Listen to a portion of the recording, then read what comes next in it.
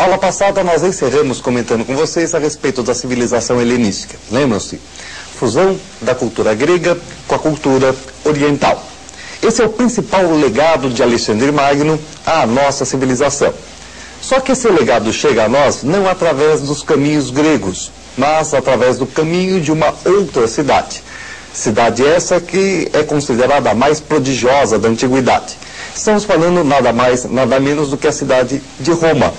Roma, a mais prodigiosa cidade da antiguidade, é nada mais, nada menos do que a senhora do Mediterrâneo.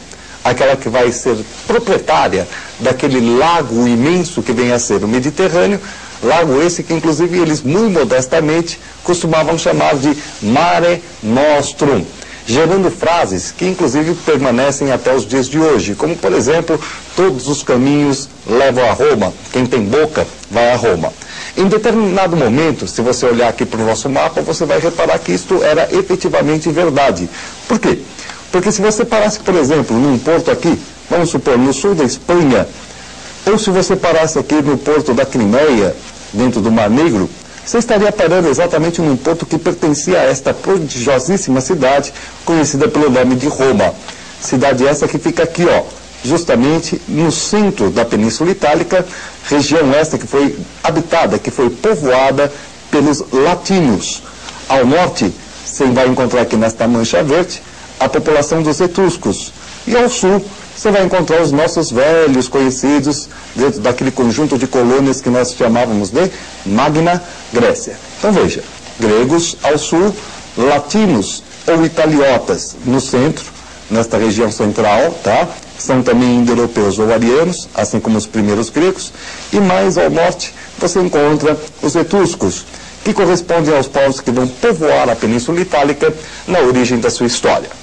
Mas a história romana é uma história dividida em 3 etapas claramente marcadas. A primeira delas é exatamente a época monárquica, a segunda, a época republicana, e a terceira, a chamada época imperial.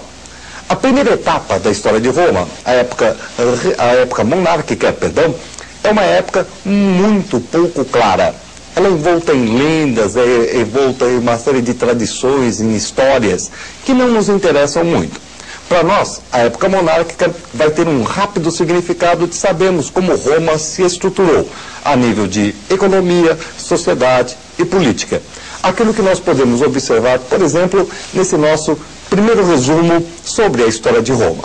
Reparem no seguinte, a monarquia romana, ela se estende justamente do ano de 753 ao ano de 509 antes de Cristo, tá? 753 a 509. Roma possuía planícies e, portanto, tinha lá como base econômica a atividade agro-pastoril. Lembram-se de Esparta? Nós dissemos que quando a terra é a fonte de riqueza, a sociedade aparece bem marcada, bem dividida. Roma apresenta uma sociedade estratificada, cujos principais grupos sociais serão aqueles que nós conhecemos pelo nome de patrícios e plebeus. O patrício é aquele grande proprietário de terras, aquele que possui a maior e a mais importante gleba de terra da cidade. O plebeu é aquele pequeno proprietário ou não proprietário de terra, a parte baixa da população. Por fim, gente, nós sabemos que quando a terra é a fonte de riqueza, quando você tem a base na propriedade, a sociedade é pouco dividida, a movimentação social é pequena e, claro, nós temos uma oligarquia no poder. Só que nós estamos falando de uma monarquia. Monarquia pode ser igual a uma oligarquia? Sim, você tem uma monarquia oligárquica. Como é que nós comprovamos isso dentro do esquema de Roma? Simples, gente. Voltando aqui para o nosso resumo, você vai reparar que nós colocamos o seguinte fato. Dentro da política, nós reparamos que o rei é eleito. O rei é eleito. A monarquia tinha, portanto, um caráter eletivo. O que faz com que, então, nós percebamos que quem efetivamente fazia a eleição desse monarca eram os patrícios. É, portanto, uma monarquia oligárquica. Essa monarquia tanto é oligárquica que, de repente, a razão da sua queda está bem acentuada e bem marcada aqui por nós. O que vai marcar a queda da monarquia? Uma revolta dos patrícios contra uma tentativa de centralização, contra a tentativa de centralização do poder de um absolutismo por parte dos últimos reis de Roma, que, diga-se de passagem, eram de origem etrusca. Portanto, o declínio da monarquia romana se dá exatamente por causa de uma revolta patrícia contra a tentativa de centralização dos reis etruscos. Só que, se repare que toda essa história nos é trazida através de uma série de lendas. Portanto, a queda da monarquia, segundo a tradição romana, se dá justamente pela violação da chamada casta Lucrécia, uma matrona romana que teria sido violentada pelo filho do último rei e, portanto, a partir deste dado, os patrícios teriam se insurgido contra a monarquia e a teriam derrubado. Isso posto, nós entramos então agora no segundo momento da história romana. Segundo momento esse que é o chamado período republicano.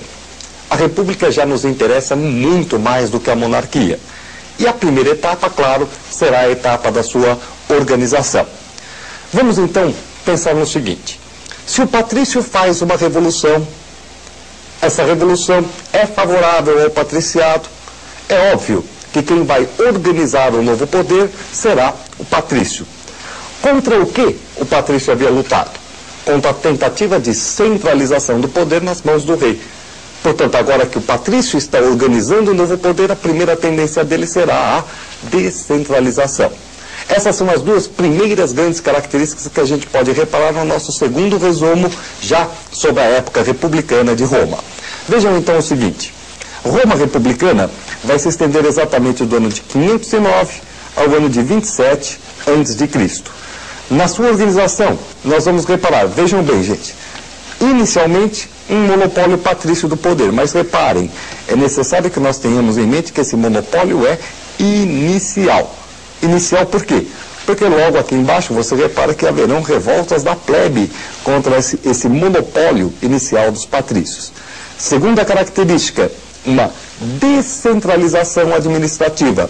Se eles lutaram contra a tentativa do rei de centralizar o poder, agora eles vão descentralizar.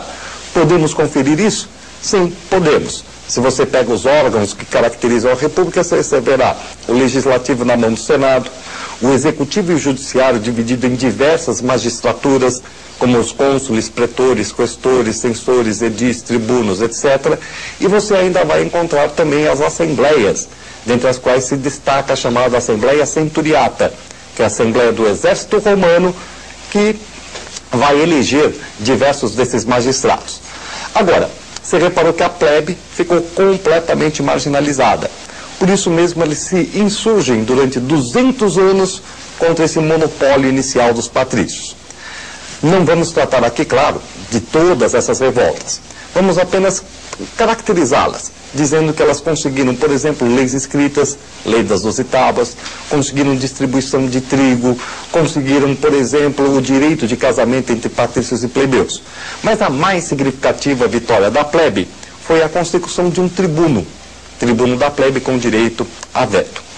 Enquanto todas essas coisas estão acontecendo dentro da cidade de Roma, claro que Roma está se compactando e está também vivendo uma série de outros processos. Um desses processos é aquele que nós chamamos de expansão territorial. É difícil você tentar fazer uma certa organização didática da expansão territorial romana. Aqui nós temos uma tentativa que nos dá exatamente 3 momentos dessa expansão. Você tem 3 grandes momentos da expansão territorial romana que nós podemos observar então agora no nosso resumo. Que momentos são esses? Primeiro, aquele que nós conhecemos pelo nome de unificação da Itália, ou seja, a conquista da Itália pela cidade de Roma, caracterizará a primeira etapa da expansão romana. Importante frisar, gente, essa primeira etapa, a etapa de unificação da Itália, ela é muito mais defensiva do que ofensiva.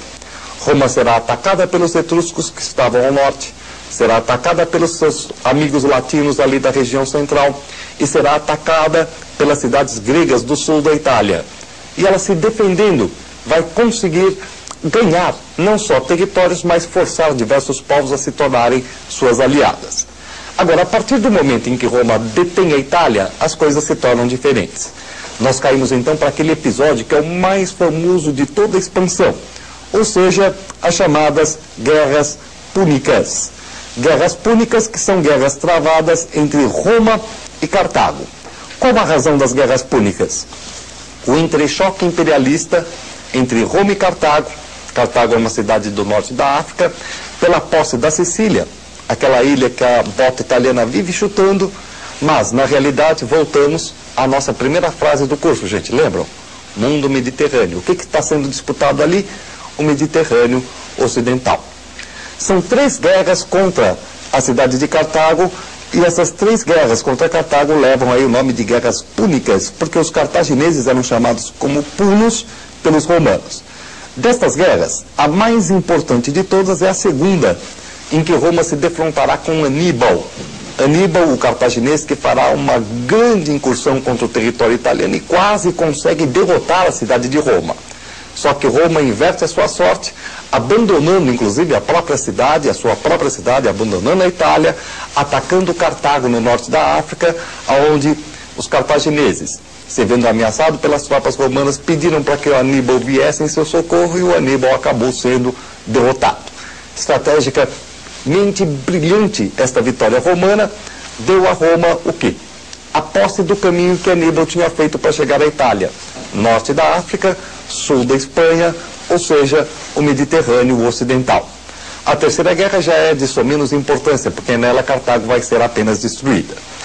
Posto a essas guerras púnicas, gente, a terceira etapa, a última etapa da expansão, será a conquista do Mediterrâneo Oriental, que virá lenta, gradualmente, mais ou menos como manteiga derretendo em frigideira quente, sem grandes problemas. Isso visto, nós então podemos perceber que Roma agora já se adona, Roma já é proprietária de uma grande parcela do Mediterrâneo. Então notemos aqui rapidamente como se processa essa expansão. A princípio, você tem a unificação da Itália, em seguida, disputando a Sicília e o Mediterrâneo Ocidental, você vai ter a guerra entre esta cidade aqui, que é Roma, e uma cidade norte-africana aqui, chamada Cartago, guerras púnicas, fundamental para a expansão, que dá a Roma a posse do Mediterrâneo Ocidental. E por fim, agora, gradualmente, lentamente, Roma começa a se expandir para o oriente do Mediterrâneo e para o norte também, na região ocidental. Ora, as consequências dessa expansão são o tema, então, da nossa próxima aula, em que analisaremos como isto influencia as estruturas que pudemos observar hoje.